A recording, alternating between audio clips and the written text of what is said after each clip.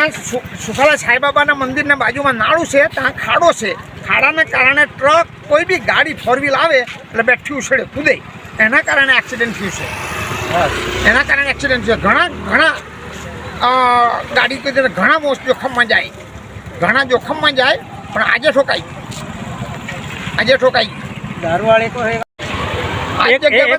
ગાડી બી ઠોકાઈ 1:30 વાગે બપોરે. ખબર મેં હતું દારૂ